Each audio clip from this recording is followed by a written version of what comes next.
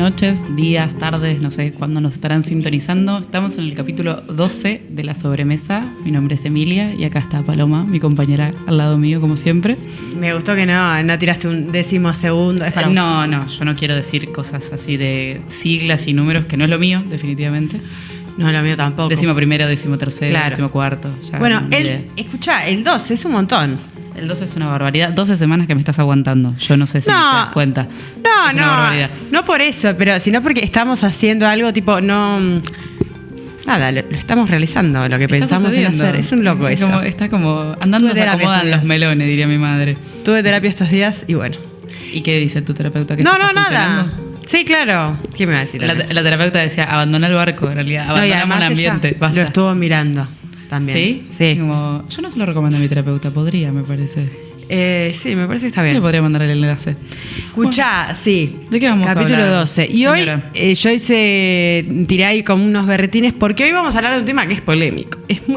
Todo lo que tiramos es polémico.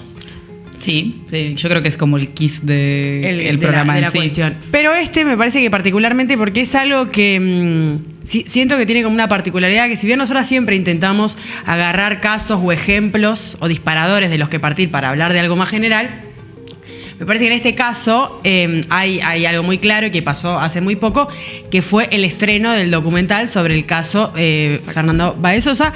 Entonces, por eso nos empezamos a preguntar, me parece, cosas sobre qué tiene digamos, qué implicancias tiene la justicia o qué implicancias tiene quizás. Y también va un poco a colación de lo que estuvimos hablando en Prisma sobre las violencias, las broncas, los códigos en una sociedad y qué pasa también con los lazos sociales hoy y si eso cambió o no. Por eso este capítulo se llama Punitivismo, pero en realidad engloba como todas estas preguntas que nos hacemos y por eso trajimos una invitada que además es amiga. Es amiga de la casa, y que podemos, amiga nuestra. Claro, y hablar con la confianza que eso implica. Así que si nos tenemos que agarrar de los pelos. Claro. En la medida de lo posible. La confianza y el respeto que eso, claro. Si nos tenemos que agarrar de los pelos, Julia Pascolini, nos vamos a agarrar de los pelos, por supuesto. Bueno, yo espero una que siempre el mío está no, dispuesta. chica. Yo siempre estoy lista para la batalla. Julia Pascolini, hola. Hola, ¿cómo Hola, amiga. andan? Bienvenida, Juli. ¿Todo bien? ¿Estás contenta? Sí, estoy contenta. Espero. Siempre estos espacios como que empiezo y digo como, ay, no digas ninguna pavada porque No, son abierto. temas en donde hay que como, No. Cuídate, amiga. No, y además también como, o sea, yo de todas formas te seguimos en redes, para quienes no la siguen en redes, a Juli también es importante. Hay algo como de lo solemne, ¿viste? Como de la gente que se dedica a ciertas temáticas en específico. A mí siempre me pasa con la literatura que me dicen como que piensan que soy más pacata y yo después estoy diciendo malas palabras tipo, al aire todo el tiempo. Sí, yo creo que justamente este tema está abordado de una forma muy solemne porque hay que tener cuidado, Obvio. pero también hay que romper esa solemnidad porque si no entramos como en una vorágine de no poder decir nada, no poder pelearnos con nadie y es como, bueno, no, hay que discutir. Y hay que discutir, y antes de que sigamos con lo de si hay que discutir, no estamos diciendo qué tiene que ver Juli con el tema. Yo iba a leer su biografía, si me permitís. Listo. Juli es periodista, escribe sobre punitivismo, derechos humanos, es docente en cárceles, está estudiando la maestría de Criminología y Seguridad Ciudadana en la UNTREF, Universidad de 3 de Febrero, específicamente. Exactamente. Muy bien. Y volviendo a lo otro, digo, sí, es verdad que hay que tener cuidado porque estamos hablando de personas y de derechos incumplidos y sobre todo de violencias. Pero digo, también nosotros venimos charlando hace varios programas sobre la solemnidad que a veces tiene todo el campo nacional y popular, voy a decir, no solamente el peronismo, para abordar ciertas cosas o para la pelea misma o la discusión misma. Entonces me parece que eso, como con los cuidados y con la data necesaria, me parece eso, con la información necesaria, podemos discutir bien. A mí me interesa, Juli, preguntarte, porque Pablo justo arrancó el programa en este plan, ¿qué te pareció el documental de Fernando? Yo lo terminé hace muy poquito, hace un ratito, antes de llegar, porque así hija del rigor, pero a mí me gustó, pero quería saber, como desde tu postura y desde la especialización y desde otras cosas, qué es lo que te había parecido el abordaje. En principio, hoy lo terminé de ver ayer. Me costó verlo porque no es un tipo de documentales que a mí me atraigan demasiado. Sí me convocan en términos de contenido y demás, porque me parece que son documentales sobre los que hay que discutir. También me parece que a veces terminamos exigiéndole a Netflix que nos dé una explicación de qué quiso decir y es como, bueno, un poco los relatos, que en este caso es un documental, pero tiene un marco de ficción bastante grande. también se prestan para eso, ¿no? Para que la interpretación sea de las personas que lo ven. De hecho, cuando Palo me dice que había salido el documental, me pongo a ver referencias de gente que lo había visto, y las referencias eran: defienden a los pibes que mataron a Fernando. Y yo dije, Sí, no, de pronto se puso antipunitista Netflix. Sí.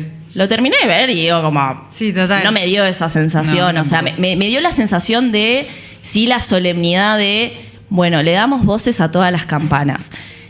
El problema es que en el medio se dejan por fuera un montón de discusiones que tienen que ver con las discusiones en profundidad que no se pueden dar bajo ningún punto de vista en 3 capítulos de Netflix, mucho menos desde la perspectiva del dolor profundo de una familia desgarrada, y que me parece que no se está tratando de preguntar cuáles son los abordajes de la violencia. Los está exponiendo, está haciendo una visibilización casi espectacularizada de cómo son los jóvenes y la violencia, ¿no? Como que por momentos, creo que es en el primer capítulo, que empiezan a mostrar imágenes de cómo en Villa Gesell los pibes se cagan a trompadas, y cuando lo veía yo me preguntaba, bueno, ¿los pibes se están cagando más a trompadas que antes, o en realidad estamos siendo testigos y un poco víctimas de un proceso de crecimiento de todo lo que es en materia de videovigilancia, por ejemplo, que hace que cierto tipo de hechos callejeros tengan más exposición? Eso no significa que la violencia no haya sido modificada o no vea ciertas modificaciones en su forma de desarrollo, en quienes la desarrollan y demás, pero digo, policías en acción, digo, como que tenemos un montón de antecedentes de la muestra de la violencia. Sin embargo, hoy no solo tenemos muchos espectadores, sino que además tenemos opiniones y opiniones y opiniones y opiniones. Entonces, ese hecho, que es un hecho súper violento, está súper atravesado por lo mediático. Entonces, digo, yo no me atrevería a afirmar que hay más violencia o menos violencia y demás a partir de ver este documental, pero yo tengo una experiencia. Digo, cualquier persona tiene una experiencia de vida, una experiencia en términos de vida callejera, de vida familiar, de vida académica, o sea, de todo ese calendario de vida que hace que podamos observar esas producciones de una manera o de otra.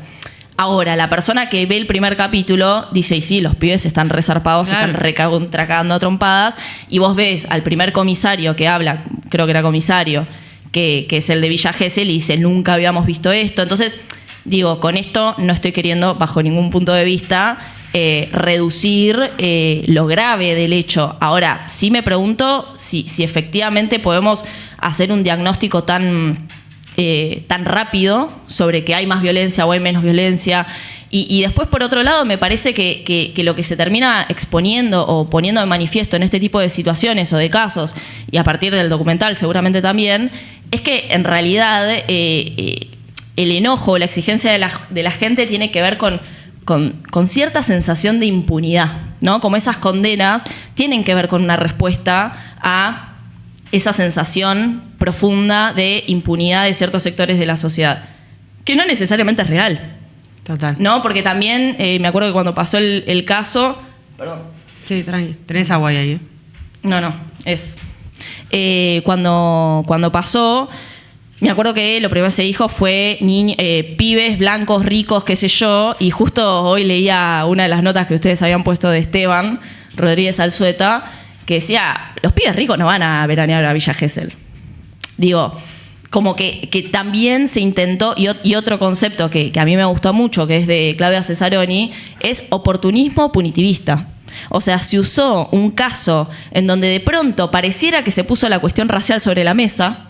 No. Y en realidad no era la cuestión racial, era el odio exacerbado de la gente de cómo hago para condenar socialmente a estos pibes, no importa cuántos años. Un catalizador, total. Claro, es una excusa. Entonces digo, cuando nosotros podemos identificar que hay excusas, que lo que en realidad estamos observando es sed de venganza, ahí nos tenemos que dar un montón de discusiones, porque cuando decimos estas cosas pareciera que estamos reduciendo de alguna manera el dolor de quienes atraviesan esa situación. No, bajo ningún punto de vista.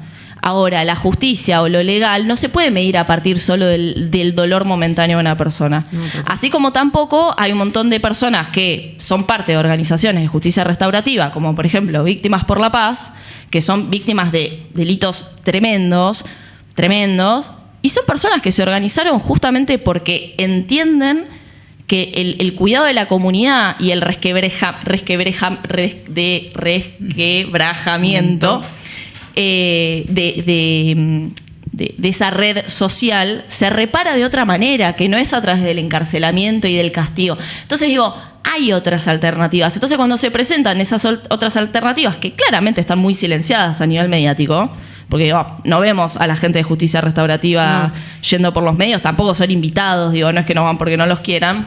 O son más conocidos en otros países. Los casos de justicia restaurativa no Total, tanto acá, digo yo. puede ser. Pero digo, en el contexto actual, y que data de mucho tiempo, la respuesta punitiva es la excusa perfecta para castigar al otro, o sea, para construir del otro un enemigo o una amenaza eficiente, lo suficientemente fuerte para poder destruirla y para poder lanzar sobre esa persona todo mi odio personal. Entonces, digo, me parece que, en sí no me parece un buen documental, o sea, no me parece o sea, como un documental en todo caso me parece como, qué sé yo, intenta como ir buceando sobre los hechos principales del caso. Ahora, no sé si se hace grandes preguntas. ¿No? Sí. La única gran pregunta que a mí me apareció la dijo uno de los amigos de Fernando en el último capítulo, que en un momento él mismo dice, los medios nos estaban construyendo como angelitos y a ellos como demonios. Y nosotros no somos angelitos. Total. Entonces, que hayan rescatado eso. Y al margen de otra cosa, Netflix, tenés mucha plata Netflix. Seguramente las entrevistas duraron mucho tiempo y vos rescataste que lo conocía a Fernando cuando fuimos a comer una pizza, a tomar una coca. Sí, O sea, no sé qué clase de humanización es esa, es rarísimo, lo infantilizaron muchísimo, pero al margen de eso, esto que trae el amigo, creo que es en el último capítulo, a mí me pareció súper interesante, porque digo, bueno, esos amigos también padecieron no solo el hostigamiento mediático y el hostigamiento de 1000 preguntas, ¿qué pensás de esto? ¿Los odiás? ¿Los odiás a los que mataron a Fernando? ¿Qué esperás que te responda? Vos lo que querés es morbo, lo que querés es sangre, lo que querés es saña, así como también me pareció interesante que rescataran que en el juicio al amigo de Blas, que es uno de los pibes que está condenado, creo él con 15 años de condena, llaman a un amigo que es con el que primero habla Blas y le dice creo que matamos a uno o algo así.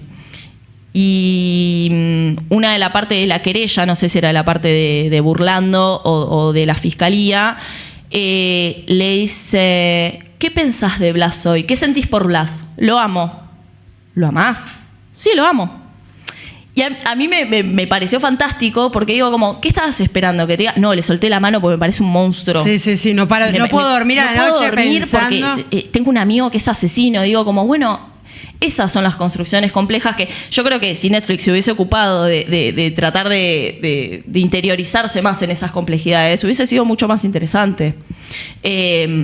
A la vez también al final aparecen Máximo Thompson y qué sé yo, y dicen cosas que es como, sí, qué sé yo, no sé, o sea, para la persona que ve eso y ya lo odia, porque uno un poco va a esos documentales con una idea. Sí, verlo a Máximo llorando le debe generar más odio todavía. Entonces, pero digo, eso va a pasar con cualquier documental y eso no es algo que podamos controlar. No, y es también lo que hacen, el otro día lo hablaba con compañeros de un laburo, que es también lo que hacen como estas grandes corporaciones mediáticas cuando... A mí no me gustó para nada el documental, igual no podía dejar de verlo. No me gustó porque me parece que no me dejó nada y no es que uno tiene que andar por la vida buscando que todo te deje un aprendizaje. Digo, yo en la ficción no voy a buscar una moraleja, pero en un documental me parece que hay como ciertas bases que se tienen que respetar. Por ejemplo, que vos enumeres como, digamos, ciertos cuestionamientos, ciertas responsabilidades, qué sé yo. A mí una de las cosas que me molesta del documental, pero digo, no vamos a hablar de eso, pero es cómo se exime la responsabilidad o cómo habla, por ejemplo, la policía o los dueños, el gerente de seguridad, el encargado de seguridad del boliche, cómo, bueno, esto, nunca vimos nada así, y nosotros pobrecitos estábamos justo mirando para otro lugar. Sí. ¿Viste? Digo, bueno, cada uno tiene su perspectiva y un documental no tiene que ser la realidad in situ, sino que es la parte que vos elijas contar y está bien y todos aceptamos eso, hay un pacto, pero tampoco te vas a hacer boludo que medís 2 metros, sos gerente de seguridad hace 20 años y nunca viste un tipo así y no lo pudiste frenar y entonces yo si hubiera podido hacer algo, si tan solo fuera encargado de Hay algo que algo que aparece en el juicio, o sea, que aparece en el documental y que es muy interesante, cómo tratan de forzar al jefe de seguridad a decir que Máximo Thompson había hecho este gesto cuando lo están sacando. Y el jefe mira así la imagen que le están mostrando y la parte de burlando, que sería la querella, le pregunta, ¿qué ves que está haciendo Máximo? Nada, lo estamos sacando, él tenía mucha fuerza, o sea, no lo podíamos sacar, pero ¿qué está haciendo? Y hasta la jueza, que dio 5 perpetuas, hasta a ella le pareció demasiado, como, che, estás tratando de invitar a esa persona a que diga, de ahí la premeditación. Sí. O sea, la premeditación se construye a partir de que en una pelea, digo, de nuevo, es muy difícil, la verdad, estas cosas sin decir esto y que te digan, pero lo mataron. Sí, claro, o sea, está muy mal lo que pasó.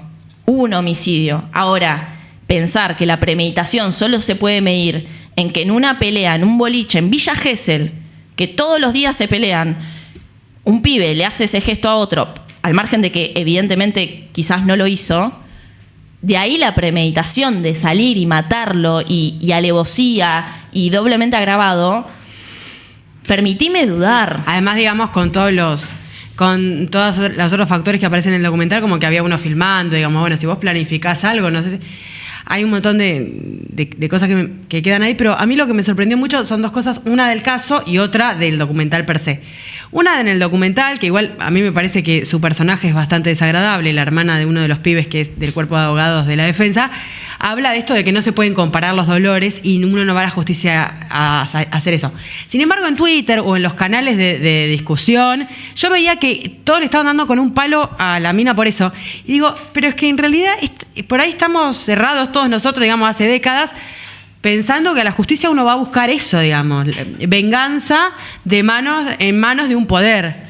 Y no. Venganza o la cura del dolor, sobre todo, como la cura, o sea, lo restaurativo que decía Juli. Para mí hay algo ahí que yo es una de las razones por las cuales me peleo mucho, también en relación como a la impunidad, porque yo en el documental lo que sí me llevé fue que cuando yo lo vi a los pibes, que yo ahí no coincido con Esteban, porque en nuestra generación los rugbyers sí se iban a Villa Gesell y sí se iban a la costa, quizás ahora estamos hablando de Río Janeiro y otros tipos de lugares, pero sí es verdad que en nuestra generación los hemos visto, quizás no rugbyers de alta alcurnia, ¿no? Pero sí compañeros nuestros, sí gente que fue a la escuela con nosotros, y cuando yo veía el documental y veía los mensajes que se mandaban y todo, los veía a mis compañeros de la escuela todo el tiempo. Entonces a mí lo que me hizo como conectar con ellos en un punto, humanizarlos un toque más, fue como, esto le podría haber pasado a mis compañeros con total tranquilidad. O sea, sin obviamente irnos al extremo de pensar realmente en el homicidio y pensar realmente a dónde se llevó la situación, al extremo realmente violento y enfermo que se llevó la situación, porque hay un punto en el cual, que creo que es lo que se rosqueaba desde el principio, era como cuál es la estructura de los varones como en grupo, las grupalidades de varones, las grupalidades de los varones de cierta clase, las grupalidades de los varones en relación a alguien que es morocho y de una escuela pública, en relación a las mujeres. Porque además a partir de ahí se empieza a conectar con situaciones muy adversas que hemos vivido nosotras y que han vivido compañeras y amigas nuestras en vestuarios de rugby, en fiestas de rugby. De repente fue como, esto está totalmente conectado. O sea, esta gente son todas figuritas repetidas. Bueno, la ligaron estos pies porque realmente se les fue. O sea, realmente se les fue. Pero en ningún momento, eso sí me pareció que dentro de todo en Netflix estuvo bastante bien hacerles entrevistas al final. Yo no los sentí monstruosos a ellos. No, es que... Y esta frase que decía el último pibe, que ahora no me sale el nombre... Esto de... Thompson. El amigo. Esto de nosotros también nos cagamos a trompadas, nosotros también hicimos cosas, fue como, claro, está bien. O sea, y me pareció también de una lucidez por parte de ellos, que fue como, estás en el medio de esta situación, incluso muchos años después, pues ya no sé cuántos años pasaron. Del 2020, antes de la pandemia. 6 años. 5. Sí. Con una lucidez hablando de los medios, el análisis de los medios y un montón de cosas que se nota que esos chicos han ido definitivamente a terapia, pobres. Pero también como algo de qué rosqueamos a partir de cuando la justicia, o sea, no sé si en términos de la justicia, pero cuando el Estado no llega antes, que era un poco lo que leíamos en las notas, esto de, bueno, si no tenemos por ejemplo, una escuela que críe gente que juega al rugby, o clubes de fútbol con cierta perspectiva, o clubes de rugby, o lo que fuera, cualquier grupalidad que se maneje, donde se manejen ciertos criterios de respeto al otro, de respeto mínimo al otro, donde estas cosas realmente están mal por todos lados, no solamente por las cuestiones más específicas y sociológicas que podemos hacer nosotras al respecto, sino esto de qué es lo que pasa con las grupalidades en este punto. Con nosotras, o sea, quizás no lo voy a poner en términos de minoría como las mujeres, ¿no? Pero con nosotras quizás pasan otras lógicas, también terribles, también feas, también que hay que revisarlas y repensarlas. Pero yo lo veo en los pibes adolescentes ahora y se mantienen ciertas cuestiones y son de nuevo, vuelvo como al mismo punto, es como, son ellos, o sea, es un espejo como constante de lo que vivimos y a mí eso me preocupa, no es que sí podemos rosquear sobre la justicia y sobre cómo actuaron y si esto realmente tenía que ser perpetuo o no, o lo que fuera. Era como, ¿por qué esto es normal? O sea, ¿por qué esto está bien? ¿Por qué nadie hace nada? María Eva. Sí, antes de que conteste, Juli. Porque me quedé pensando que cuando hiciste la descripción un poco de nuestros compañeros o de nuestra generación, etcétera, me parece que lo interesante es que nosotros, desde el lado progresista, desde el lado que nos tocó, también muy atravesado por el feminismo, etcétera, construimos esa imagen del rugbyer cheto. Sí, claro. Eso es lo que me parece interesante, que por ahí es lo que trae el documental, de desarmar un poco, porque en ese odio que tuvimos hacia los rugbyer o hacia este grupito específico, incluso eso, pensándolo en situaciones personales o de gente cercana, aparecía mucho la idea de el odio de clase, y acá me parece que lo interesante es un poco desarmarlo.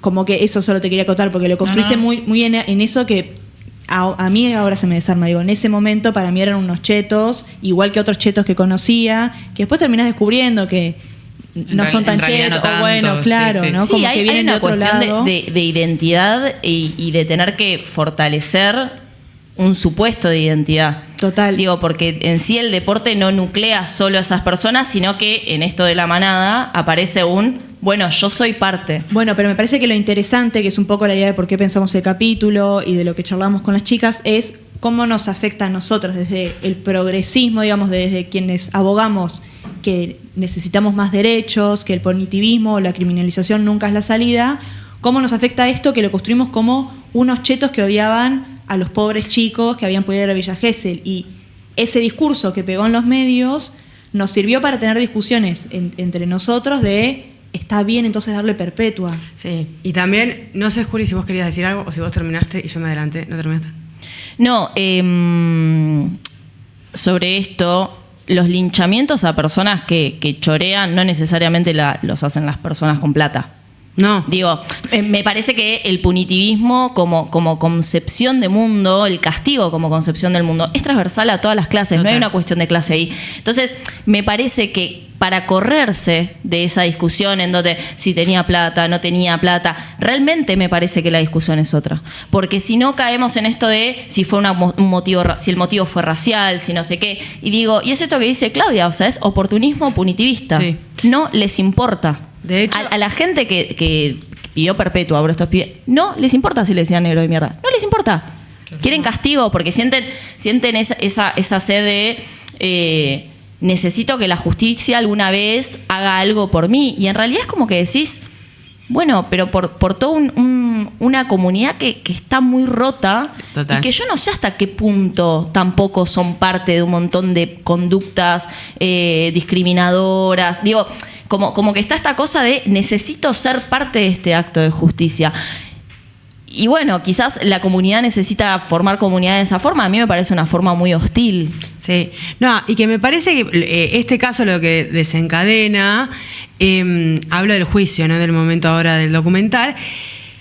O a mí lo que me sorprendió y me impactó mucho fue gente, voy a decir del palo, pero digamos, del campo, Nacampo, de que digo, compartimos ciertas visiones del mundo y de las violencias y de por qué pasan las cosas que pasan, con mucho odio. Y no me quiero hacer la que no, porque digo, bueno, también es algo, no me quiero hacer la que hay, no, yo lo entiendo, la mejor amiga de Claudia, no, pero digo, una cosa de, me dio mucha impresión, porque obviamente vos no te paras del mismo lugar de la violencia porque no ejecutás el acto, pero digo, gente deseando que les pasen cosas terribles en la cárcel a esos flacos, digo, bueno, no voy a decir que te separa porque justamente el no llevar a cabo el acto, pero igual estás justificando un montón de odio a partir de una cosa que te armaste mediática, de que, bueno, por fin la justicia para el otro lado porque a los ricos los meten presos y a los ricos nunca los meten presos tampoco. Entonces, digo, como que eso también lo decía el Sueta en el artículo, como, y no me acuerdo si era el Sueta o era Ale Cohen Claudia Cesaroni, sobre nunca se ensucian las manos hablando mal y pronto los ricos. Pero bueno, a mí eso me llamó mucho la atención. Digo, bueno, gente que cuando vos ves otros actos de violencia, los entendés de cierta manera. En este caso era eso, como incluso bardeándola a ella misma, a la Cesaroni, digo, como un nivel de odio y de bronca que me impactó muchísimo. Digo, bueno, capaz sentiste que tenías como el aval o cierta licencia en este caso, porque era al revés, porque de repente ellos eran unos chetos, que al final no, pero cuando vos tiraste toda la mierda, te parecían unos chetos. Y que lo mataron por negro, que al final no, tampoco, porque en realidad la pelea había sido mutua. Y bueno, te diste como esa licencia. Entonces digo, bueno, hay como una bronca que trasciende ideología. Y me parece, o no sé, yo cuando estábamos pensando en este capítulo pensaba, bueno, capaz que también es la falta de respuestas o la falta de la presencia del Estado en todas sus formas, digamos. En la justicia de una manera, o de entender a la justicia como apaciguador del dolor, o también la falta de creencia de una presencia policial, por ejemplo. No sé, a mí me quedó mucho sonando esto de había 6 canas que podrían haber separado la pelea y estaban en la otra esquina. Digo, como llega tarde el Estado a esos lugares, y entonces después la bronca es con esos pibes, con la familia de esos pibes. No voy a decir esos pibes a la liviana, digo, fue una muerte, pero igual la familia de esa gente, y se difundieron las direcciones de esas personas, y todo escala cada vez más, y voy a decir, ¿para qué? O sea, ¿qué va a quedar de esto? Es venganza. O sea, pero digo, de gente que piensa... Sí, progre. Claro. No, es que me parece que ahí lo que se está poniendo en cuestión es, bueno, ¿qué tan coherente sos en relación a ese mundo que vos decís que querés? Digo, justicia social no es, más cárcel. Digo, porque en todo caso discutamos para qué quieren la cárcel. Digo, porque a estos pibes les dieron perpetua. Ahí hay algo que aparece mucho, que es esto de la progresividad, ¿no? Como no solo la progresividad en cuanto al tipo de delito, sino la progresividad en relación a la edad de las personas que cometen ese delito. Son pibes que tenían 20 años y vos decís como, bueno, ¿cuál es el mundo que vos querés? ¿Un mundo en donde ese pibe realmente entienda que lo que hizo está mal? ¿O un mundo en donde ese pibe vaya a un lugar en donde es un lugar lleno de hostilidad, porque la cárcel es eso, donde terminás construyendo a las personas que están adentro de la cárcel como a los presos como si fueran monstruos? Pues también apareció mucho esto de que, burlando inclusive, o sea, diciendo públicamente como que les metan un palo en el orto. Yo me agarré una frase que me pareció así como clarita para pensar esto del progresismo inclusive. Sobre el caso de Baez Sosa dijo, si no es perpetua, no es justicia. Sí. Lo cual es polemiquísimo. Y burlando, en el caso de Cabezas, fue abogado de los policías que matan a Cabezas. Sí. Y cuando Auge aparece en su video donde él estaba en Musculosa en una villa haciendo de un pobre más, burlando, en 2023, sí, dice, yo no cancelo ni juzgo, no voy a juzgar a nadie porque no me corresponde, porque no me considero autoridad para hacerlo. En algún momento no lo pude creer que haya pasado, estoy consternado, no sé qué dice acá. Borré el video. Yo no juzgo, yo no cancelo, pero depende qué caso sea el que estás defendiendo. Digo, para pensar un poco en no caigamos en una discusión que nos están ofreciendo de manera súper armada. O sea, mínimo prestémonos a la discusión sobre, bueno, listo, o sea, pero aparte, si no pareciera que las personas que estamos planteando como, che, la perpetuidad no es una respuesta, porque vos querés que salgan libres. No. O sea, no. Es como cuando te dicen, al final vos sos re garantista. ¿Sabés lo que significa el garantismo? Garantizar que la ley se cumpla. Digo, si sos abogado, mínimo tenés que saber que garantismo es que la ley se cumpla. Entonces digo, esta discusión sobre, de pronto, a ver, en este caso lo que quedó sobre la mesa es, lo que están buscando es un castigo al margen de todo lo demás. No estás pensando en de qué manera cambiás ese mundo. Está bien que justo se dio en un contexto 2020, o sea, no tuvimos demasiado tiempo para plantearnos estructuraciones un poco más profundas, pero digo, sin duda lo que hay que discutir es la trama social que está detrás de todo eso y de este hecho en particular, y que da cuenta de esto, ¿no? Como pibes que en manada se sienten habilitados para no sé qué, ¿verdad?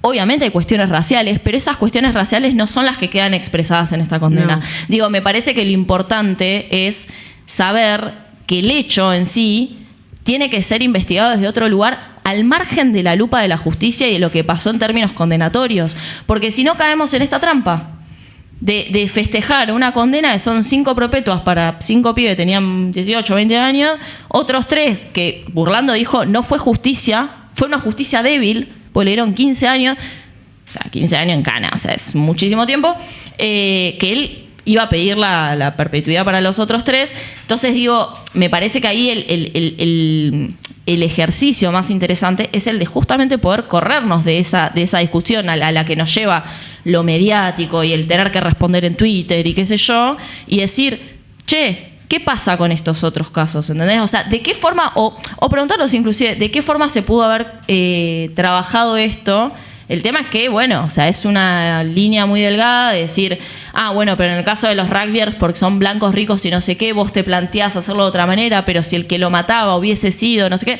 Y hipótesis, sí, ni hablar. O sea, sí, ni hablar, vivimos en una sociedad súper clasista. De eso no tenemos ninguna duda, y no tenemos ninguna duda de que las personas que están en cana no son las personas que generalmente son rugbyers, que vienen de familias mal llamadas de bien y demás. Eso es un hecho. Sí. Ahora, me parece que enfocarnos solo en eso y festejar una condena que bajo ningún punto de vista es progresiva en ese sentido, porque aparte, no sé si lo saben, pero la perpetua en nuestro país está sujeta a la posibilidad de solicitar la libertad condicional al tipo de delito. Ellos no pueden pedir libertad condicional. Ellos tienen que cumplir los 35 años. Si ellos no hubiesen tenido el agravante, la alevosía, que en este caso sería la indefensión, y el agravante en términos que fueron muchas personas contra una, etcétera, etcétera. Si ellos no hubiesen sido condenados por ese delito, pero sí a perpetua, a los 35 años hubiesen tenido la posibilidad de pedir una libertad condicional. Como ellos tienen el agravante, que eso es algo que pasó en 2017, a partir de 2017 con el caso de Micaela García, se hace una modificación en el Código Penal que restringe para cierto tipo de delitos la posibilidad de acceder a la libertad condicional. Estos pibes van a estar toda la vida en cana. O sea, y depende cómo se lea, porque justo hoy estaba viendo unos compañeros que son abogados y son muy claros, que depende de los jueces, capaz la perpetua te la cuentan como 50 años, como 30, pero no importa, o sea, es toda una vida dentro de la cárcel, es morir adentro de la cárcel. Digo, todo el desarrollo que vos puedas hacer de tu vida laboral, familiar, va a ser ahí. Tal cual. Entonces, digo, me parece que el cuestionamiento acá, al margen de todas las discusiones que tenemos que dar, pues me parece que lo que queda claro, esto que vos decías, Memi, de preguntarnos sobre la masculinidad, la manada, o sea, como la necesidad de mostrar esa masculinidad y de sobreponerse sobre otro en relación a la clase, a lo racial y demás, eso es un hecho que hay que discutir. Ahora, me parece que en este caso, bajo ningún punto de vista fue lo que se discutió. O sea, me parece que justamente el ejercicio es decir, acá lo que se primó es otra cosa. Igual sí creo, o sea, no sé qué han visto ustedes alrededor, digo, amén del caso en sí, amén de las condenas, que sí se ha empezado a discutir. Yo tengo gente que ha jugado al rugby alrededor, o familias, o lo que fuera. Sí se ha empezado a discutir como al dentro de lo positivo, ponele, dentro de como lo que fue lo mediático, que llegó tanto, o sea, y que que además el hecho de que haya sido perpetua de repente hizo que al resto de la gente le diera miedo, porque era esto de que hablamos, o sea, hablamos una generalidad igual estoy hablando de grupos de varones en general, ¿no? Porque por ahí a veces se demoniza específicamente al rugby, porque... Sí, que aparte tenés experiencias de rugby en cárceles, que es el deporte consagrado dentro de la cárcel al que van las personas el único deporte que ingresa realmente en términos deportivos y competitivos es el rugby. Claro. Entonces, bueno, tenés varias cosas como ahí. la doble cara ahí. Pero yo también pensaba en esto de los obligaron de alguna manera a discutirlo en los lugares para adentro, o sea, en los espacios para adentro, en los espacios familiares, en los espacios del deporte. O sea, hubo algo de la condena que en ese sentido, que obviamente para los protagonistas de la historia no funcionó, o no funciona al menos en nuestra postura, pero es que sí funcionó a nivel de discurso, como a nivel de rosca. O sea, era esto como, bueno, esto no puede seguir pasando de esta manera. Y ahí yo, de nuevo, se me hizo el puente, porque yo charlaba un poco con las chicas antes en relación a las denuncias que empezaron a surgir en 2017-2018 con el feminismo. Uh-huh. A nosotros en nuestra ciudad nos pasó, o sea, me pasó en mis círculos cercanos, donde de repente denuncias en fiestas o en otro tipo de espacios empezaron a surgir.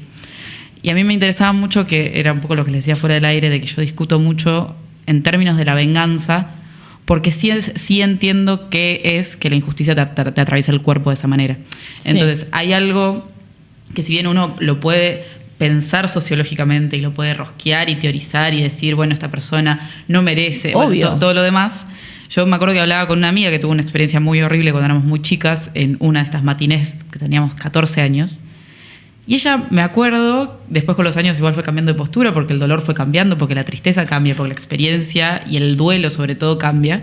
Pero al principio ella, yo me acuerdo que tenía un cuchillo entre los dientes. Uh-huh. Y yo pensaba, y estábamos alrededor de un grupo en ese momento en el cual éramos todas muy feministas, éramos todas muy progres, y todas era como, no, hay que rehabilitar a este chabón. Y ella me decía, yo le quiero arrancar los ojos. Y era como, y sí. Y está bien. Y sí. O sea, a lo que voy es, está bien que ella sienta eso. Ahora, el Estado no puede funcionar a partir del dolor de la víctima. Obvio. Esa es la discusión. Es que esa es la diferencia. Como que me parece que la grieta es pensar que cuando uno tiene estas discusiones está inhabilitando toda la otra parte, o invalidando el dolor de la víctima. No, bajo ningún punto de vista. Ahora, el Estado no puede funcionar de forma personificada a partir de que justo este caso se hizo mediático. Porque digo, a ver, muertes en peleas no es la primera. Total. Y no hay perpetuas. No. Entonces digo, ¿sabes que hay algo del documental que me hizo ruido? Me parece que eso está bueno saberlo también. Hay otros casos en donde, de hecho, al mes pasó lo de Fernando, también casi matan a un pibe en Villa Gesell. No lo mataron, yo creo que ahí está como la diferencia. Pero digo, no es que también cuando uno comete un delito, algo que mucho en criminología es como un chiste, como el que va a cometer un delito no va con el Código Penal abajo del brazo. No, claro. ¿Entendés? La perpetua de estos pibes, para mí no es una amenaza a otros pibes. Porque aparte cuando cometés eso no estás o sea, no estás como en el momento como la premeditación, no hay premeditación. Y además tenés el caso de Estados Unidos, que es el país más violento del mundo, donde tienen todavía esa práctica del medioevo, de la pena de muerte, y es el país más violento, digamos. No es que eso hace que de repente, no voy a delinquir porque me va a pasar esto. Inclusive, digo, hablando en relación a los scratches en el marco de las discusiones del feminismo, o de los feminismos, mejor dicho, las violencias contra las mujeres, contra las disidencias, no bajaron, al contrario. O sea, yo diría que están bastante alevosas. Después hay otras discusiones que tienen que ver con, por ejemplo, en un momento con la 144 apareció como este discurso de hay más violencia porque hay más denuncias. Ojo, hay más denuncias porque se está visibilizando el tema. Eso no implica que haya más violencia. Entonces, también yo entiendo el atravesamiento o sea, eso. Yo me acuerdo que una vez tuve la oportunidad de hablar con una persona que estaba cursando en Perio y que fue víctima de un delito tremendo, y a su vez ella fue parte de un grupo de personas que fueron víctimas de la misma persona, pero ella fue la primera persona.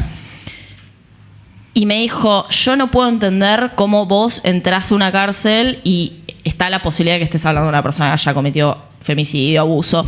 Le digo, porque a mí no me atravesó nunca de esa manera que a vos te atravesó, y yo nunca te pediría a vos que lo hagas. Claro. Digo, yo, Julia, no le pediría a una persona que fue víctima de un delito tremendo, o de cualquier delito. Digo, a vos te pueden robar en la calle y que eso te traume para el resto de tu vida. Entonces digo, la discusión es,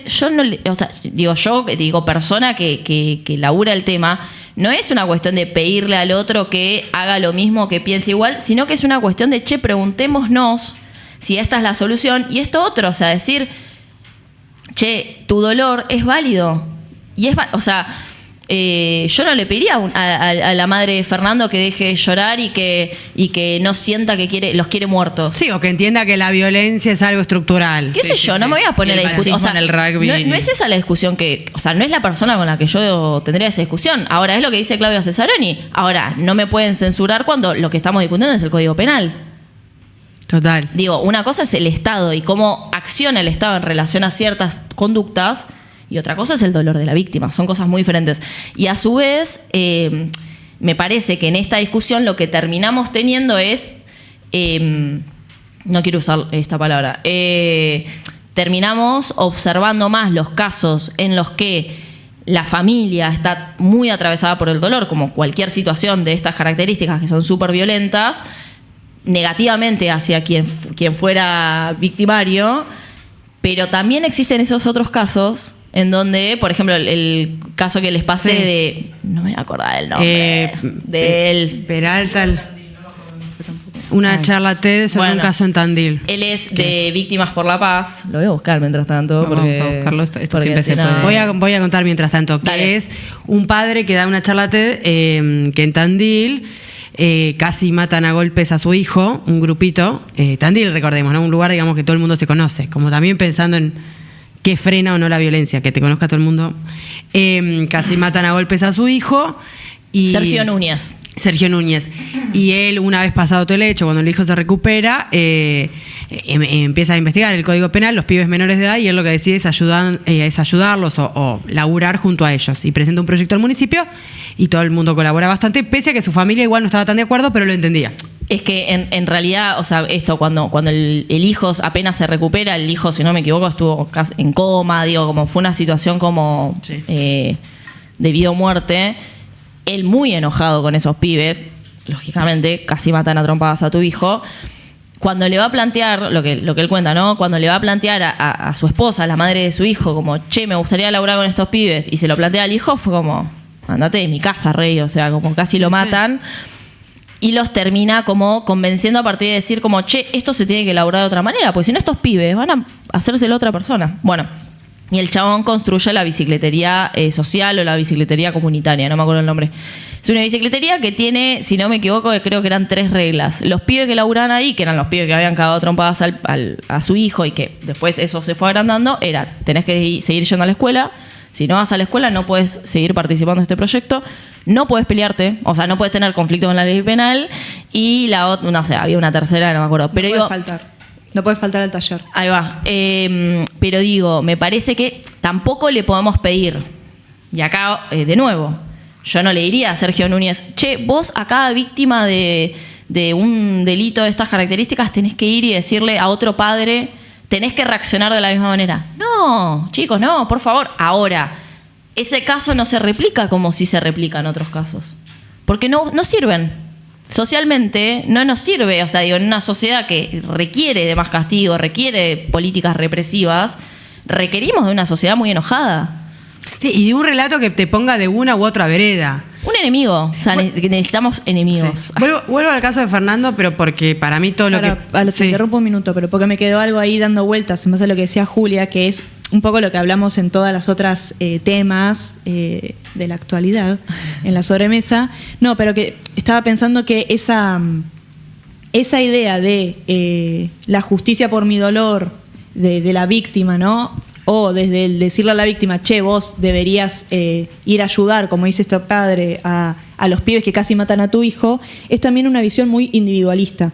Y a mí me parece interesante pensarlo, bueno, en Prisma también lo hablamos mucho, desde el lado de la comunidad o lo colectivo, cómo ahí también nos ayuda a enfrentar esos duelos en base a cada uno en esta comunidad tiene un rol. Obvio, el padre de este pibe, que casi se muere porque lo cagan a trompadas, no debería haber sido la persona que tuvo la idea. Exactamente.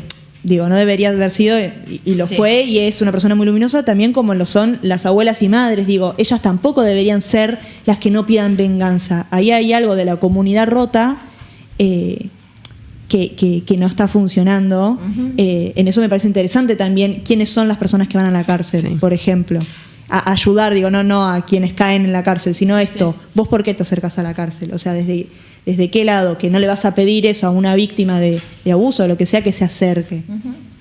Sí, era un dicho del feminismo, no sé si se acuerdan, que era como, tienen suerte que estamos pidiendo justicia y no venganza. Estaba por toda la ciudad hace unos años. No, esto quería decir justo también. Digo, me parece interesante esto, que pensemos de dónde surgen o por qué surgen las violencias, y si cambiaron o no, pero también el después. Digo, bueno, ¿qué buscamos, gente que igual, repito, es progresista? ¿Qué buscas con pedir cárcel para todo el mundo? ¿Que después qué?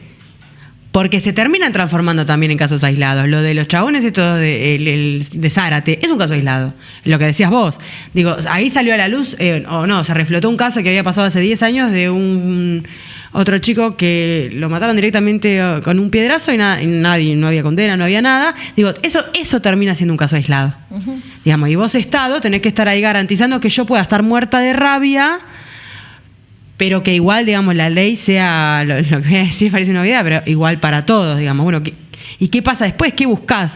Sí, sabes que en las cárceles no se maneja mucha hostilidad, que eso de, o sea, que a nadie le importa a los fines prácticos, a la gente que pidió que les pasen cosas horribles, si salen o no mejor. Digo, bueno, pero también es tu responsabilidad, vos también sos el Estado. No, y que además, digo, lo que estás esperando, en este caso, bueno, son perpetuas, pero hay otros casos en donde quizás la condena es de 25 años. Esa persona, si no se muere en el camino, va a recuperar la libertad. Y la familia no va a querer que recupere la libertad, porque para esa familia no es suficiente. Entonces digo, lo suficiente se construye en relación a la venganza o a la justicia. Claro. ¿Qué es la justicia? Y el Estado no puede realizar acciones, por lo menos legales, en relación a la noción de justicia particular de esa persona. Claro. Digo, me parece un poco esto en relación a lo que trae Eva, que me parece súper importante, que es no podemos seguir naturalizando que las acciones sean solo, o las acciones que intentan reparar cierta fragmentación social, y sean impulsadas solo desde lo individual y, bueno, la voluntad política de esa persona, porque si no es esto, ¿no? Terminás depositando sobre la madre de Fernando la responsabilidad de las perpetuas, sobre el padre de Sergio que creó una bicicletería social, y digo, como, bueno, las discusiones son mucho más profundas que esas, pero en definitiva es esto, como la justicia como concepto, que también es súper abstracto, porque digo, la cárcel en sí, a mí me llamaba la atención, lo digo recontra entre comillas, pero me llamaba la atención que cuando pasa lo de Fernando, la exigencia era a otro, era como, le pido a los presos que los hagan mierda. O sea, como pidiendo cierta solidaridad a esas otras personas a las que la gente detesta, porque en definitiva era eso, como vos preso que sos un violento, hacele parir a este pibe que es un cheto de mierda. Y se empezaron a dar todas las discusiones. De hecho, creo que entrevistaron a un chabón que estaba detenido sobre cómo tratan a la gente que entra a la cárcel.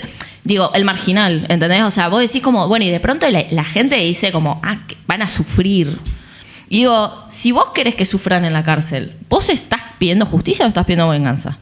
Si vos lo que querés es sufrimiento, no estás pidiendo justicia. No. Y además, para mí, en ese caso, ya la noción de venganza está puesta sobre la mesa desde que el abogado es Burlando, que es vos hoy lo decías, que fue el abogado de los asesinos de cabezas. Digo, bueno, ahí tenés la particularidad de querer legislar, no por la familia de Fernando, digo, por lo que se genera mediáticamente de va a estar Burlando, que siempre está con esta gente. Sí, hace 5 o 6 años, cuando quiso construir su carrera política. Antes de, digamos, tuvo que ver mucho más con el Estado desde ese lugar violento que fue el caso de Cabeza, que todos lo conocemos. Entonces digo, bueno, ahí tenés como la arbitrariedad de los casos de, en este caso la justicia es esto. Pero no es venganza, porque justicia sería en todo caso, bueno, no sé qué. Sí, tal cual. No, y que aparte de esto, o sea, a ver, de base, todas las personas tienen derecho a tener una defensa. Entonces, digo, ni siquiera me meto con la discusión. Sí, con la discusión sobre Burlando, porque es una figura mediática y me parece que es muy interesante que de pronto nos importe más que diga si no es perpetua no es justicia, y olvidarnos de quién lo está diciendo, no porque él sea el problema, sino porque empezamos a reproducir si no es perpetua no es justicia, y no nos estamos preguntando qué está queriendo hacer este chabón con este caso. El chabón quiere seguir siendo famoso, digo, no digo que le chupa un huevo Fernando, porque no creo que sea así, pero digo, nos está poniendo, nos está metiendo, involucrando en una discusión que no nos va a llevar a un lugar propositivo en términos de modificación de estas estructuras que llevan a un grupo de pibes a salir de un boliche, cagarse a trompadas y terminar matando a otro. Y además, eso, si vos llegás a la instancia de tu vida en la que, uy, qué miedo, porque si no es perpetua no justicia, ignorás que igual hasta que alguien llegó a ir preso y tener una cadena perpetua, pasaron un montón de cosas. Y ese hecho de violencia y que se generó tanto dolor ya se cometió. ¿Por qué? Porque se saben los números, y esto vuelvo a lo que decías vos, Julia, al principio, de que es importante hablar con información. No bajaron los casos de violencia. Y yo traigo el caso de Estados Unidos, de que es el país más violento del mundo, y sin embargo, el país con las penas más crudas del mundo, pero porque es un dato real. Entonces digo, bueno, también, ¿qué no estamos? Yo puedo responder desde esto, del sectores más progres o más peronistas, no puedo pensar como piensan las derechas, aunque sí me parece que la bronca y la violencia a veces no tienen que ver, se desentienden de las ideologías. Pero digo, bueno, ¿qué estás buscando si vos ignorás que como Estado y también como parte de una comunidad hay algo que pasó y que no lo solucionó el miedo a una perpetua en toda esa vida? Que a estos pibes fue a los 20, pero después también hay gente que le dan perpetua a los 50. Y digo, y bueno, y toda esa violencia no se evitó igual por ese miedo, por esa cosa medio panóptica, ese miedo de vigilar y castigar y quedar preso.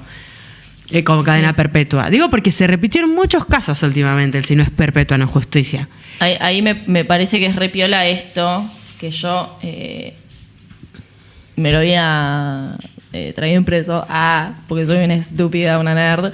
El informe de el SNIC, que es el Sistema Nacional de Información Criminal, que existe hace muchísimos años, del 2024, ya bajo el gobierno de Milei, trae unos números que son muy interesantes y que no son recientes, son números de hace mucho tiempo. Vieron que los cierto tipo de homicidios bajaron en los últimos años, lo cual no significa que las violencias se hayan visto reducidas. Bueno, toda esa discusión sobre que baje el homicidio no significa que no haya violencia, bla. Y demás, porque hay otros tipos de violencia que mucha gente las está investigando de forma muy criteriosa. Pero a mí lo que me parecía interesante era que en este informe, digo que es de este gobierno porque este es un gobierno que está pensando en una estrategia súper punitiva y lo que se llama muertes violentas no implica solamente al homicidio doloso, que es el homicidio en la conducta en la cual una persona a conciencia mata a otra, sino que incluye las muertes viales, lo que antes eran accidentes de tránsito, accidentes viales, que ya no son accidentes en realidad, y a los suicidios. Y es muy interesante porque los que están por encima de todo son las muertes viales. El mayor número de muertes en nuestro país son las viales. En segundo lugar están los suicidios. Y en tercer lugar sí están los homicidios dolosos.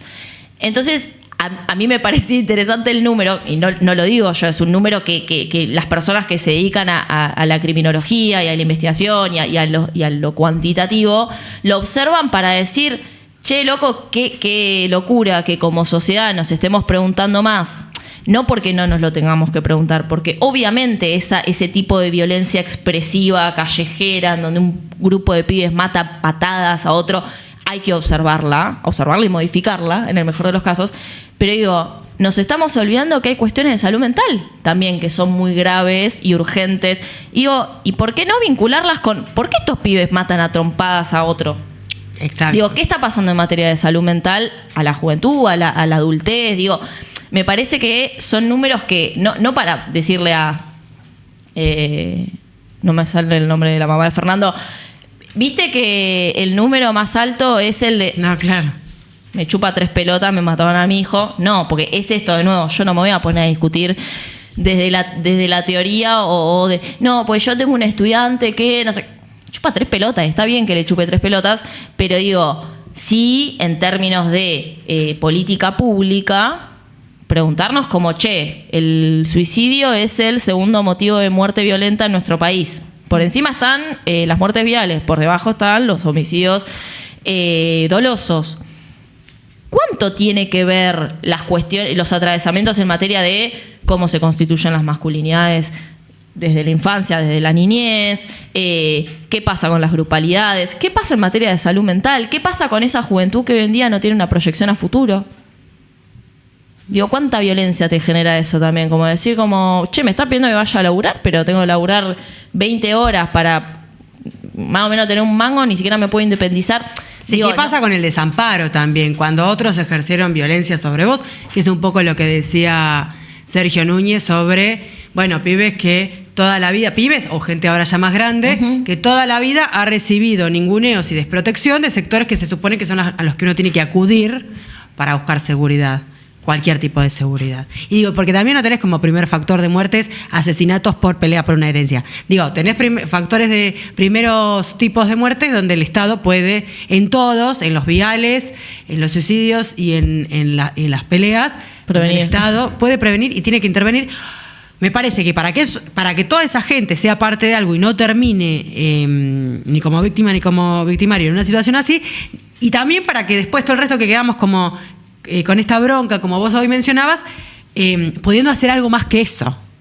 No, me parece como, yo no digo que el Estado sea responsable de que estén tuiteando ojalá los maten en la cárcel, no, pero bueno, trabajá porque estás buscando en el malestar de estos pibes algo que te sane ese dolor, digamos. Tu goce.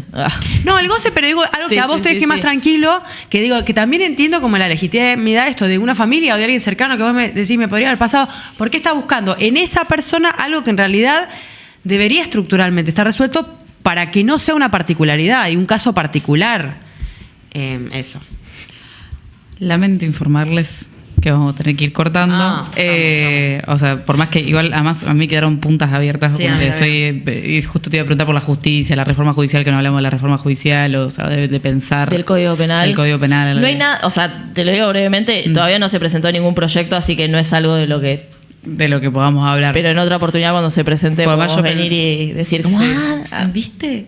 No, ¿Viste que iban a decir esto? No, yo pensaba en los casos intermedios, viste, como que son los más comunes en realidad, porque es este caso de cadena perpetua y los casos directamente de violencias, especialmente, por ejemplo, hacia nosotras o hacia la comunidad LGBT, que directamente ni siquiera pasan por la justicia, que ahí después charlamos del escrache público y después tenemos las formas de hacer justicia a mano propia y todo lo demás. Ahí tenés de nuevo el tipo de víctima. Es que claro, cuando es un travesticidio no sale toda la sociedad a decir perpetua. Sí. Y lo mismo con oportunismo punitivista. Y lo mismo con teníamos casos, que cerrar, pero bueno. No, y última cosa también, digo, los casos de violencia institucional, que digo, las condenas a gente que tiene poder y es el Estado, igual muchas veces son menores que este caso que estuvimos charlando hoy, y tampoco una vez que está ese fallo, sale todo el mundo a decir justicia es perpetua, no eran 8 años. Digo, una vez que ya sucede, porque tampoco... También podríamos hablar de la construcción de los medios, que cuando les conviene, el odio de clase, cuando les conviene, hijos de puta. Pero bueno, digo, aparte de eso, digo, tampoco después aparece como una condena. ¿Pero por qué? Porque para mí hay una cosa ahí de que vos crees que a vos igual la policía nunca te va a matar. A mí. Que soy una persona de bien.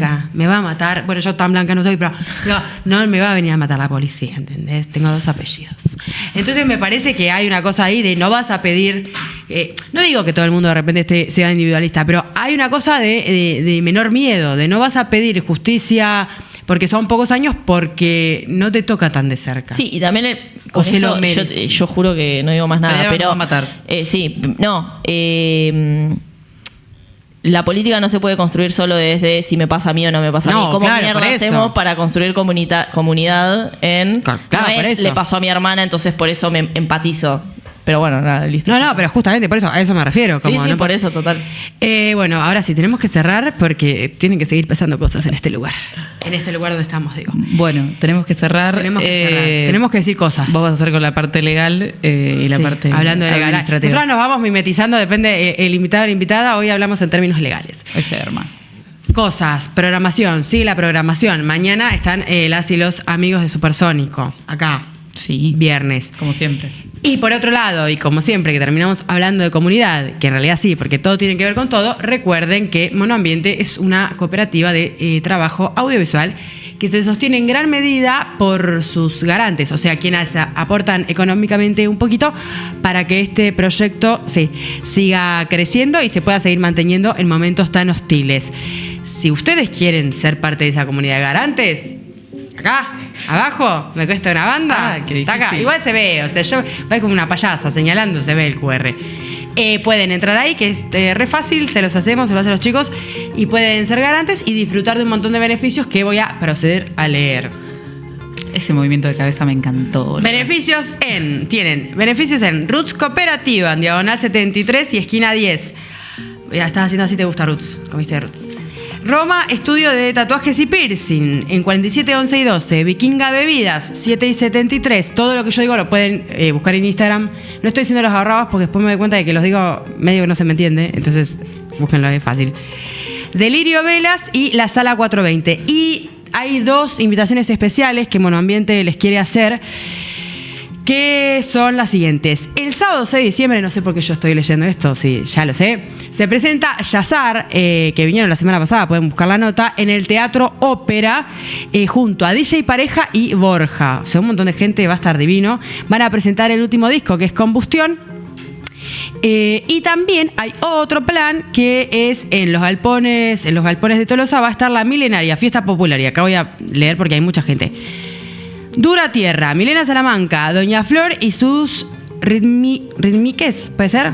Tierra Mestiza y el cierre con la chambomba. Y si son garantes in this moment de Monoambiente, o sea, si se hacen garantes ahora, pueden participar por entradas. ¿Qué me estoy olvidando de algo? Te estás olvidando de Tatana. Sí, ¿ves? Ahí está. Y además, como verán ahí, nosotros tenemos el vermucito, como siempre, de Tatana, que hoy no lo tomamos, pues estamos acá con el mate, pero que siempre está. De hecho, ya nos tomamos. Sí, ya estoy tomando. Y pueden también acercarse a Tatana en 6, 60 y 61, que además de tener productos riquísimos para la tarde, para comer, para picar y para tomar, tienen un montón de propuestas para la comunidad, justamente. Así que siempre les agradecemos y siempre las y los invitamos. Y bueno, y vamos a agradecer al Pacha, a Luxon, a Evita, a toda la comunidad de Monoambiente. Y Julita, y a amiga, Julita. Gracias por venir. ¿De qué equipo sos vos, Julia, de Boca? Boca. O sea que el lunes, ni idea. Ah, ¿por quién? Igual. Por gimnasia. Por gimnasia, porque va a ser, por bueno. gimnasia. O sea, No, toda no acá discusión, no discusión. la gente piola de este estudio, toda está con Bueno, yo no voy a dar toda. demasiadas declaraciones. Bueno, dicho esto, gracias a todos y a todas por acompañarnos. No terminaba nunca. Julita, gracias. Victoria sin Gracias, fin, de ¿la verdad. vieron esa? Palo, como siempre, gracias por acompañarnos. Chao, amigos. Nos vemos el próximo capítulo de La Gracias por Sobremesa. Adiós. Yo invitada. Ay, chicos.